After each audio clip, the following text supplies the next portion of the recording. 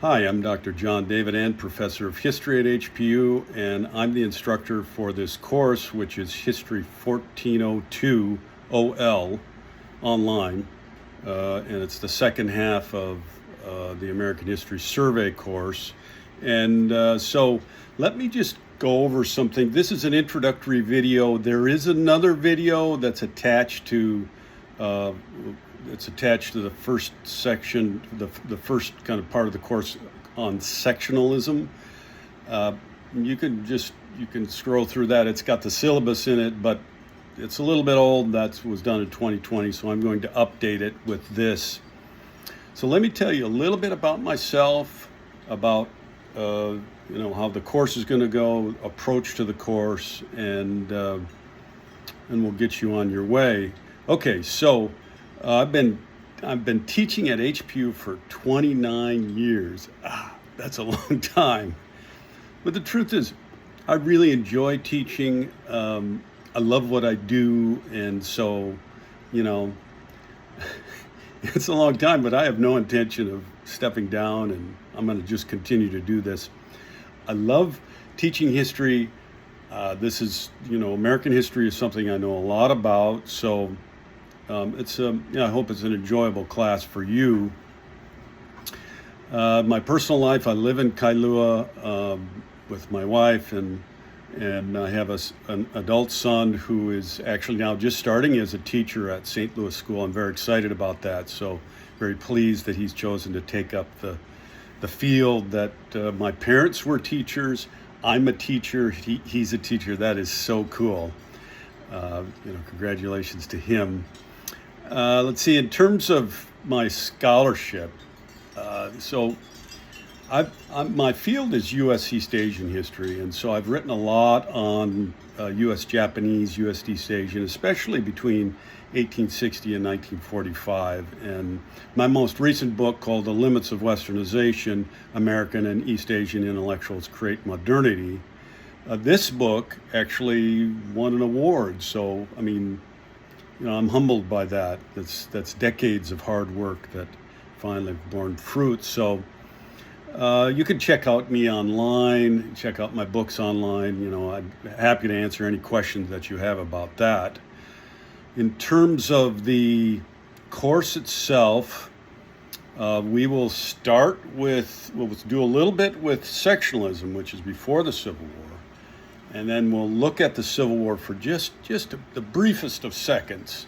And then the course really kind of digs in with Reconstruction after the Civil War. So the Civil War takes place between 1861 and 1865, and then, of course, Reconstruction happens after that. That's when the Republicans in Congress take control essentially over the country, because it looks like the president of the United States, who took over from Lincoln. Lincoln, of course, is assassinated in April 1865. And then his successor, Andrew Johnson, takes over. Johnson's a Southerner. He's a Tennessean who was a Unionist, but he was also a person who owned slaves. He had sympathy with slaveholders, kind of. It's complicated. But Johnson says to the slaveholders, hey, you can't be pardoned unless you apply to me personally. And so that summer, 13,000 slaveholders applied to him for a pardon for the war, for activities of the war, and he granted all of them. And that meant they could all participate in politics. They could make political decisions. It was a decision that was kind of shocking to Americans, to Northerners, to Unionists who had fought this long, devastating war. Over 750,000 casualties in this war. And what was it for if Johnson's going to just take us back? There's the other thing that's happening in the summer of 1865 is that the southern states are putting in new laws that essentially return African Americans to slavery in some cases. It's really disturbing. And so the video on that will talk more about that. But okay, so let me talk just a bit about the mechanics of it. Of course, the syllabus is there, but the way you access the course is on Blackboard. And you'll see this is the new version of Blackboard, Blackboard Ultra. and you can see, on the left will be the tabs and everything, so you can have a look at that, and then and it's divided up by weeks. Each week there's a different set of assignments, and there is a video for each week. So look for that. There are, in terms of, well, let's do the book first. So the main book is America's History by Edwards. This is a very good textbook. It's an updated textbook, and I think you'll enjoy it. We are going to be doing, either as optional or maybe required, I haven't decided yet, some reading, some what's called a guided reading of the textbook, which then you kind of answer questions along the way, and then it gives you a score at the end of the chapter. So we'll see about that. I'll let you know about that. So the textbook's quite good. That's basically it for books. It's just a textbook. I used to assign some other books, but I'm just not going to do it anymore. So, in terms of the course itself, in terms of the content, then we're going to start. As I said, we're starting with Reconstruction, and then we're moving through late 19th century, Gilded Age, the beginnings of American imperialism, progressivism and populism, and then on to the 20th century in World War I, and then the 1920s, the 1930s Great Depression and the New Deal, and then World War II, of course, the Cold War, the Civil Rights Movement. There's the textbook actually has a very good separate chapter on the Civil Rights Movement, and then a chapter on the fall of the New Deal political order, and then the rise of conservatism with the election of Ronald Reagan to the presidency. And so that's where the course will end. In terms of assignments, you'll have a midterm essay exam with some identifications. And then you'll have a end of the semester conspiracy theory paper, which is a really fun, interesting paper.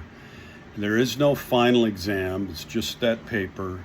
And then also each week you'll have discussion answers. There will be discussion questions each week. You click on the discussion tab and you'll see it. There's questions that you'll answer, and then your colleagues will kind of give responses to you, and so you can read more about that in the syllabus. And that's pretty much it. We'll see about these the guided readings from the textbook, but that's the extent of the assignments.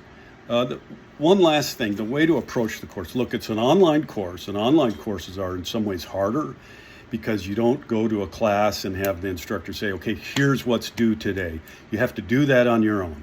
The best way to handle that is by designing a schedule for yourself, writing it down, designing a schedule, and then following through with that schedule each week. How much, what do you need to do for that week for this particular course, just to stay up on the course. Okay, it takes some discipline.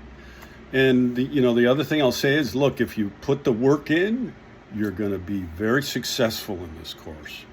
If you don't put the work in, obviously, you're not. So, please put the work in. You've registered, you pay your fees.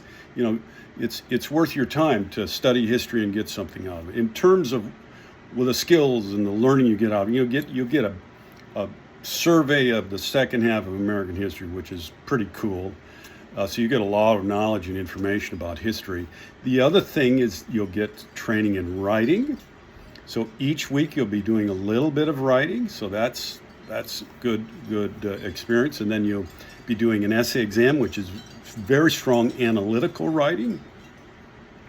And then you'll be doing more analytical writing at the end of the semester with the conspiracy theory paper. So all of that's going to strengthen your writing skills, and so it's really thinking skills, writing skills, knowledge of history, and there it is.